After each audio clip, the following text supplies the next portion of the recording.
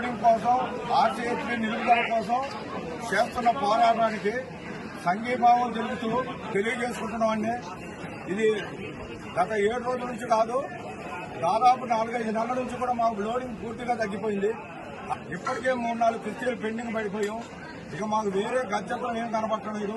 60-70% worker come ఓనర్లు చిన్నప్పటి నుంచి క్లీనర్లుగా చేస్తూ డ్రైవర్లుగా చేస్తూ 4-5 కలిసి ఒక లారీ కొనుక్కొని వాళ్ళ కుటుంబాలని కొద్ది గౌరవప్రదంగా జీవితమే, మాకు సంపాదన ఏం లేదు, గౌరవప్రదంగా బతికించుకోవడానికి మేము తాపత్రయపడుతున్నాం. వాళ్ళని చదివించుకుంటున్నాం. ఇవాళ రోజున ఆ ఇల్లు కానీ మాకున్న కొద్దిపాటి ఆస్తులు తనఖా పెట్టి ఫైనాన్స్ తీసుకుంటే ఇవాళ లారీలో పట్టుకుపోయే పరిస్థితి వచ్చింది. మేము ఆల్రెడీ మా తనఖా పెట్టున్నాం కాబట్టి ఇల్లు కూడా వెళ్ళిపోయే పరిస్థితి వచ్చింది. కాబట్టి మేము ఈ సమ్మెను మాకు శాశ్వతంగా పరిష్కారం వచ్చే వరకు మేము దీన్ని ఆపేది లేదు. తర్వాత మా అసోసియేషన్ లో మేము దీన్ని నమ్ముకొని బతుకుతుంటే, మేము కేవలం 14 చక్రాల వాహనాలను నమ్ముకొని మేము జీవిస్తుంటే, ఇవాళ సింగరేణి వాళ్ళు ఒక కార్పొరేషన్ సంస్థకి టెండర్ తక్కువలో ఇచ్చి 16 టైర్లు మా మీదకు ప్రయోగించారంటే దీన్నైతే మేము యాక్సెప్ట్ చేసేది లేదు. మాకు కావాల్సింది మా మనుగడ, మా జీవనం. దాని గురించి మా సంఘ సభ్యులందరం కూడా ఐక్యంగా పోరాడతామని ఈ ఎలక్ట్రానిక్ మీడియా ద్వారా మీకు తెలియజేస్తున్నాం. సెక్రటరీగా వివిధ పదవుల్లో పనిచేసినాను. 2006లో బొగ్గు స్టార్ట్ అయినప్పుడు జీకేఓసి ఆనందకనికి రోడ్ మార్గం ద్వారా రవాణా జరిగేది. అప్పట్లో ఉన్నటువంటి అధికారులందరూ ఇక్కడ భూములు కోల్పోయి ఇక్కడ ఉన్నటువంటి కాలుష్యానికి గురవుతున్నామని చెప్పంటే, మీరు లారీలు కొనుక్కోండి, మీకు లోడింగ్ ఇస్తాము, దానివల్ల జీవన వృద్ధిగా ఉందన్నారు. ఆ విధంగా మేము లారీలు ప్రొవైడ్ చేసుకున్నాం. ఇప్పుడు గత 4 నెలల నుంచి ఇక్కడ ఉన్న క్వాలిటీ మేనేజర్స్ క్వాలిటీ తగ్గించేసి ఫ్యాక్టరీలు మొత్తం డైవర్ట్ అయ్యే విధంగా చేశారు. ఈ రోజు పూర్తిగా లోడింగ్ అనేది లేదు. 400 టన్నులు 400 నుంచి 500 టన్నుల మధ్యలో ఇస్తున్నారు. దీనివల్ల గత 5 రోజులు 6 రోజుల నుంచి స్ట్రైక్ చేస్తున్నాం. అయినప్పటికీ వారికి చలనం లేదు.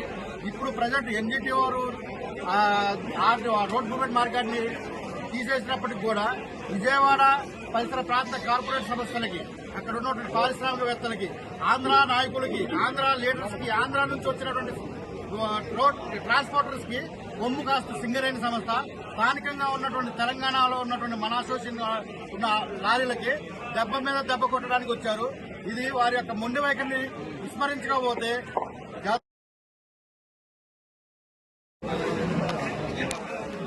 నా పేరు బాణాతుల్ నందునాయక్, ఎన్టీఆర్ నగర్, సత్తుపల్లి స్థానికుడిని. సింగరేణి ప్రభావిత ప్రాంతాలకి ఉమ్మడి జిల్లా అధ్యక్షుడిని.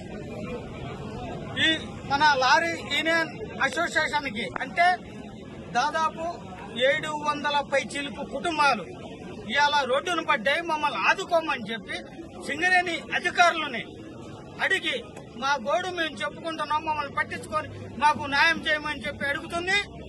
కాబట్టి మా సంఘం ద్వారాగా నేను మద్దతుగా నిలబడతాము, మీకు న్యాయం జరిగే మట్టికి మేము పోరాడతాము అని చెప్పి తెలియజేస్తున్నాం. గతంలో ఎట్లా లోడింగ్ పాయింట్ ఇచ్చారో అట్లా ఇవ్వాలి. కాబట్టి కొత్త కాంట్రాక్టర్ వచ్చిందన్నారు. సింగరేణి అధికారులు బోర్డు మీటింగ్ ఉంటది, ఆ మీటింగ్ లో మీరు రద్దు చేయండి కొత్త కాంట్రాక్టర్ని. ఇక్కడ ఉపాధి కోల్పోయి మీకు భూములు ఇచ్చి జబ్బులతో ఇబ్బంది పడేది మేము, మా కుటుంబాలు, మా భార్య పిల్లలు రోడ్డు మీదకి వచ్చాయంటే సింగరేణి వల్ల మేము బాగుపడతాం అనుకున్నాం 2005లో. కానీ మేమే నష్టపోతామని ఇప్పుడే అర్థమవుతుంది.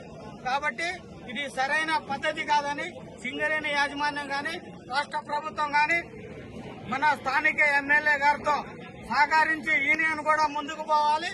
దీనికి మేము ప్రతి ఒక్క సమావేశాన్ని కూడా ముందుంటామని చెప్పి తెలియజేస్తూ 40% ఎవరు వాటా వాళ్ళకి ఇవ్వాలి.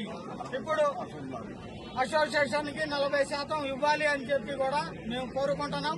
అధికారులు మా గోడుని విన్నవించుకుంటున్నాం. కాబట్టి మీరు ఎంత త్వరగా చేస్తే పరిష్కారం అంత చాలా బాగా ఉంటాయి.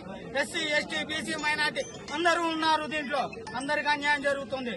దీనివల్ల ఏమాత్రమైనా లేట్ అయినా మాకు నిర్లక్ష్యం చేసిన రాష్ట్ర వ్యాప్తం కాదు, ఇండియా వైజ్ గా ఎస్సీ, ఎస్టీ, బీసీలు మొత్తం కూడా వస్తారు. అఖిల పక్షాలు సంఘాలు వస్తాయి, అందరూ కూడా వస్తారని చెప్పి నేను తెలియజేస్తూ ముగిస్తున్నాను. మరిన్ని వీడియోస్ కోసం ఛానల్ ని సబ్స్క్రైబ్ చేయండి. లేటెస్ట్ అప్డేట్స్ కోసం వాట్సాప్ ఛానల్ ని ఫాలో చేయండి. అండ్ లింక్ డిస్క్రిప్షన్ లో ఉంది.